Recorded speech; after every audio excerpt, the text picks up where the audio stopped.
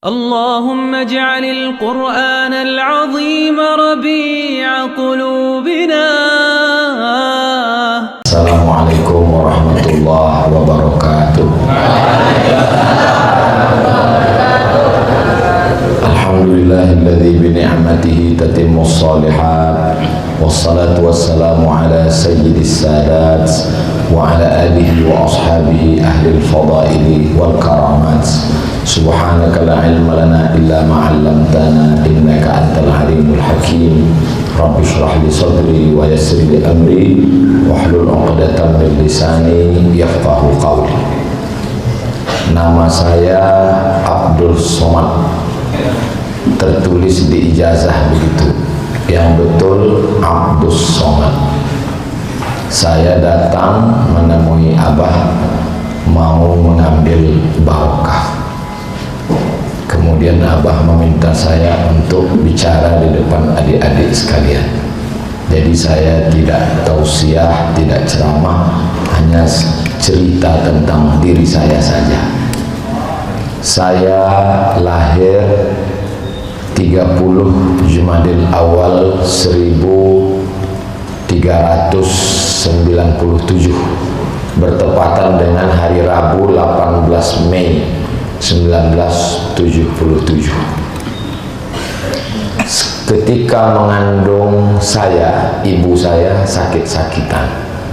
Kemudian beliau pergi ke rumah seorang ulama namanya Syekh Muhammad Ali. Syekh Muhammad Ali ini murid dari Sayyid Alawi bin Abbas Al-Hasani Al-Maliki.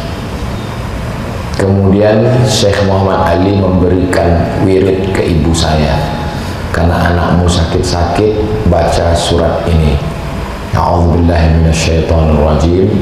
إذ قالت امرأة عمران رب إني نذرت لك ما في بطني محررا فتقبل مني إنك أنت السميع العليم فلما وضعتها قالت رب إني وضعتها أنثى والله أعلم بما وضعت وليس الذكر كالأنثى وإني سميتها مريم وإني أعيذها بك وذريتها من الشيطان الرجيم فتقبلها ربها بقبول حسن وأنبتها نباتا حسنا وكفلها زكريا كلما دخل عليها زكريا المحراب وجد عندها رزقا قال يا مريم أنى لك هذا قالت هو من عند الله إن الله يرزق من يشاء بغير حساب. Setelah selesai bighairi hisab, tarik nafas panjang seakan-akan ayat dan nafas itu masuk ke dalam rahimmu, lalu ditarik panjang. Setelah itu ibu saya disuruh ziarah ke makam ayahnya Syekh Muhammad Ali, namanya Syekh Abdurrahman. Syekh Abdurrahman dulu belajar kepada Syekh Ahmad Khatib Al-Minkabawi. Lalu kemudian setelah itu alhamdulillah dengan pertolongan Allah saya sehat. Itu juga salah satu kenapa saya datang menemui Abah, karena Syekh Muhammad Ali itu sanadnya ke Sayyid Alawi, sedangkan Abah murid dari Sayyid Muhammad bin Alawi bin Abbas Al-Hasani Al-Maliki. Saya tidak ketemu dengan Sayyid Alawi, tapi alhamdulillah hari ini saya ketemu dengan Abah yang sanadnya bersambung langsung kepada Sayyid Muhammad bin Alawi bin Abbas Al-Hasani Al-Maliki. Mudah-mudahan dengan ketemu Abah saya dipasangkan topi, dipasangkan sorban. Mudah-mudahan ketika nanti Abah diberikan kuasa untuk memberikan pertolongan syafaat ulama, saya yang termasuk diberi setelah adik-adik semua. Karena adik-adik semua santri yang full day, saya santri part time, waktunya setengah. Mudah-mudahan kita semua selalu diberikan barokah, keberkahan para ulama.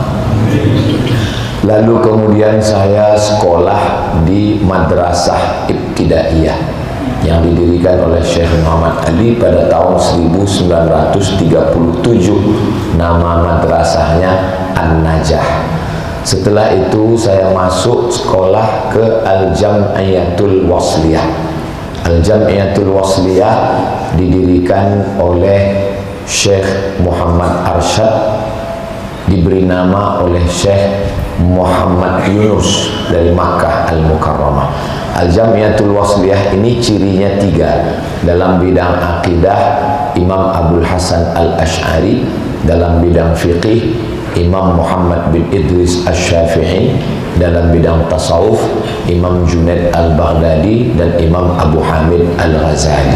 Itu adalah ciri Ahlus Sunnah wal Jamaah, supaya kita selamat dari Murji'ah, Khawarij, Qadariyah, Mu'tazilah, Wahabiyah, dan firqah-firqah akhir zaman yang banyak sekali.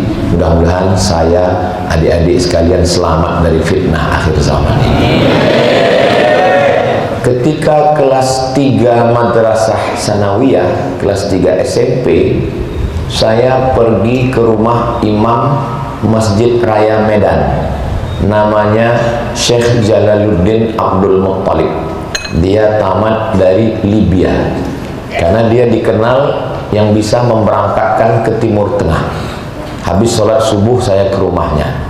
Assalamualaikum Syekh Jalaluddin. Waalaikumsalam. Saya mau minta kirim ke Arab. Saya nggak tahu Mesir, nggak tahu Sudan, nggak tahu Maroko, yang penting Arab. Kata Syekh Jalaluddin, kamu sudah kelas berapa? Saya kelas 3 Sanawiyah SMP. Katanya, kamu selesaikan dulu mondok, nanti kalau sudah selesai aliyah baru saya urus berangkat. Lalu kemudian saya teruskan sekolah saya. Orang tua saya tinggal di Riau, saya mondoknya di Deli Serdang, Sumatera Utara. Dari Riau ke Deli Serdang naik bis 12 jam. Saya dijenguk orang tua saya setahun sekali. Setelah tamat, saya ikut tes ke Mesir tahun 1998. Saya belajar di Al-Azhar. Kata Syekh Ali Jum'ah, man huwal Azhari? Azhariku sopo? Azhari itu Asy'ariyu amma turidiyul aqidah. Azhari itu adalah orang yang akidahnya Asy'ari atau Maturidi. Sedangkan fikihnya at-tamazhub bi ahadil madzahibil arba'ah, bermazhab salah satu mazhab. Apakah Imam Abu Hanifah atau Imam Malik bin Anas atau Imam Muhammad bin Idris Asy-Syafi'i atau Imam Ahmad bin Hanbal. Sedangkan suluknya adalah suluknya Imam Junaid Al-Baghdadi dan Imam Abu Hamid Al-Ghazali. Kemudian tahun 2002 saya tamat, selesainya tahun 2098 sampai 2002. Tahun 2000 saya pergi naik kapal laut 2 hari 2 malam dari Kairo ke Jeddah. Dari Jeddah kami ke Makkah, dari Makkah kami dibawa sahabat-sahabat ke Rusaifah, ke Sayyid Muhammad bin Alawi bin Abbas Al-Hasani Al-Maliki. Pertama, ngalap barokah. Kedua, pengen mau ngelihat ulama yang fotonya ada. Yang ketiga, mau minta duit, karena mahasiswa yang datang dikasih uang. Lalu kemudian dari kejauhan saya melihat Sayyid Muhammad Alawi. Kami anak-anak kecil waktu itu melihat dari jauh. Ya Allah, inginnya bisa dekat dengan Sayyid, tapi karena kami masih kecil, masih jauh, gak bisa dengan beliau. Alhamdulillah sekarang saya dengan murid beliau dan adik-adik semua, kita satu level, satu tabaqah, satu tempat. Mudah-mudahan bersama kita dengan ulama hari ini, bersama pula nanti di surga Jannatul Firdaus. Tahun 2002 saya pulang. Setelah pulang, tapi hati saya tetap ingin melanjutkan S2.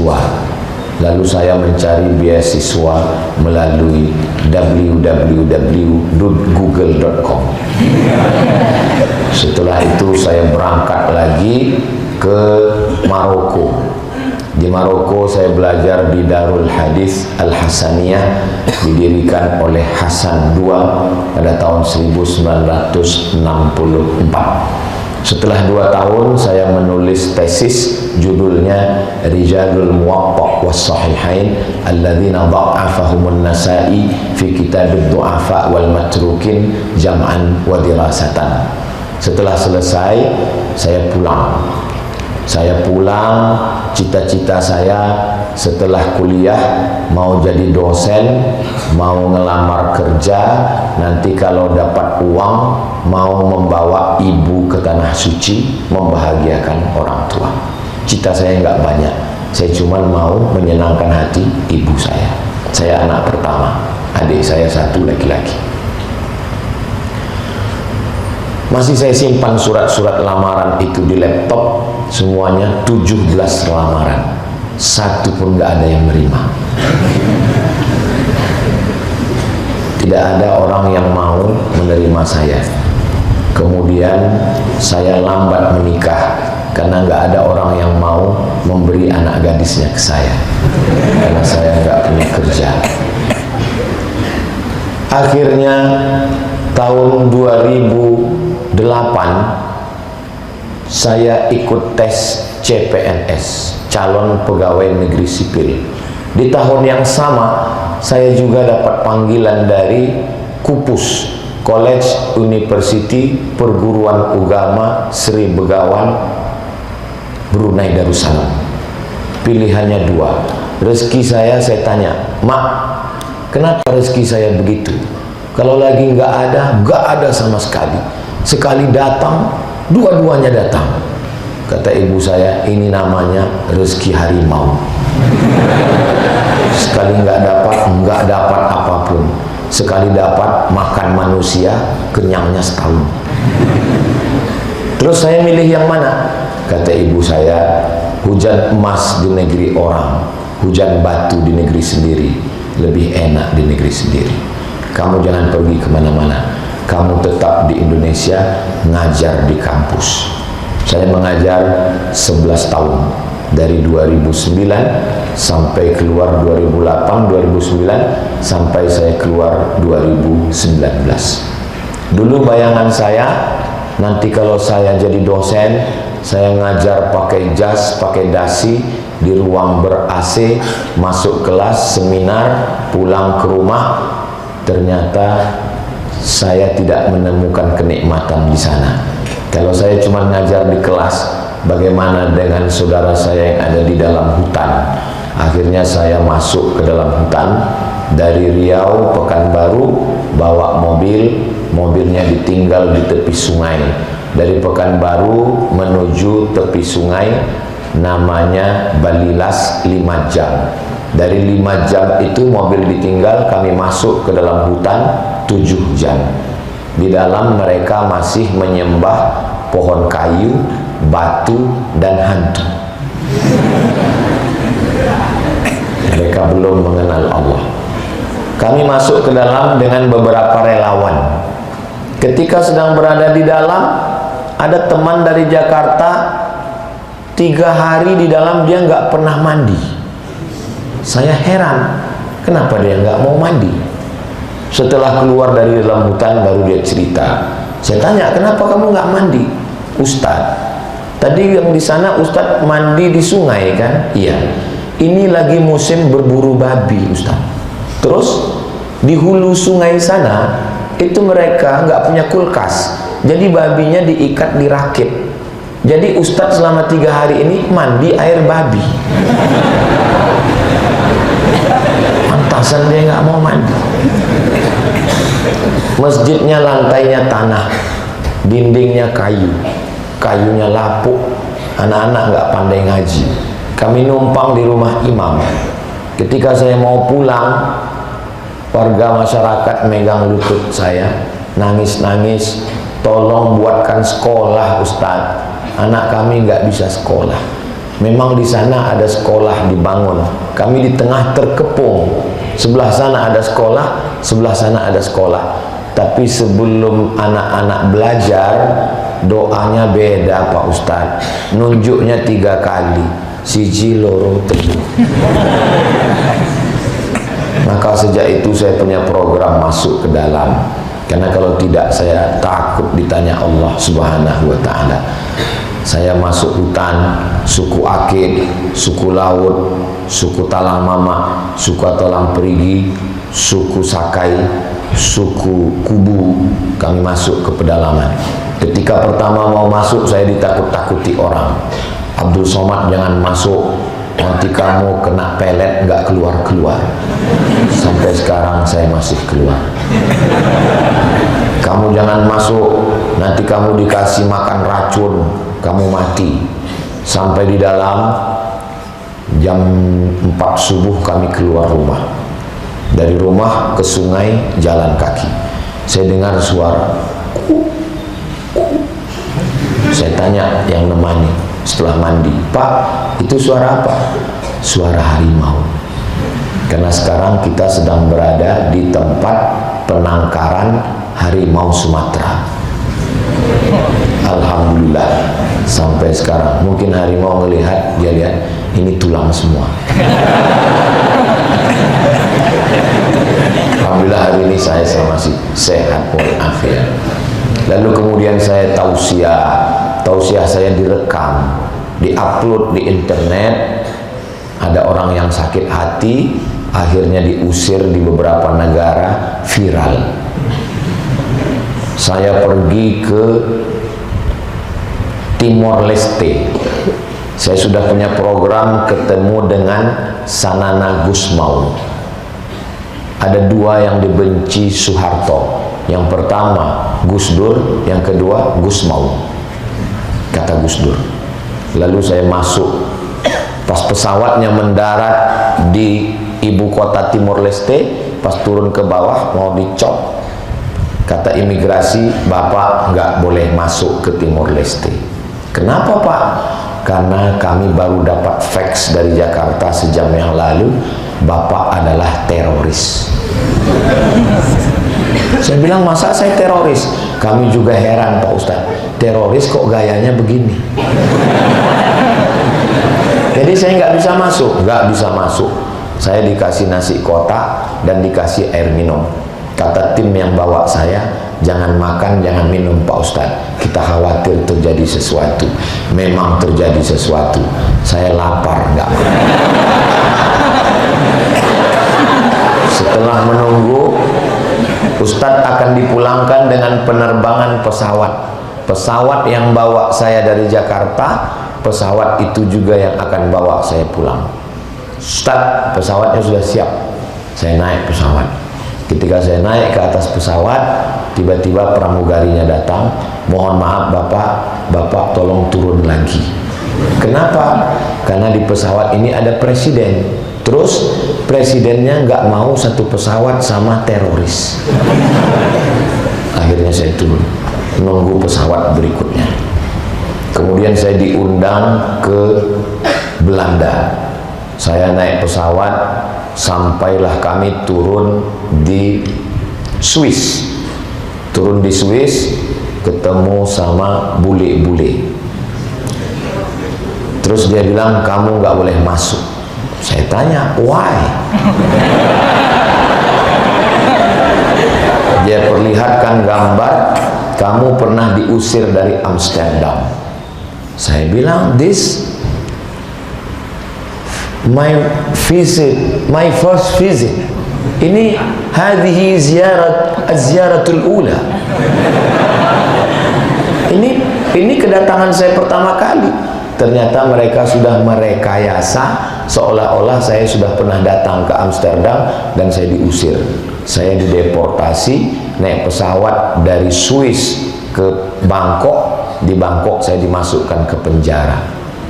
Habis itu saya bilang sama teman saya, ini nggak ada satupun di dunia ini orang yang tahu kita sedang di penjara Bangkok.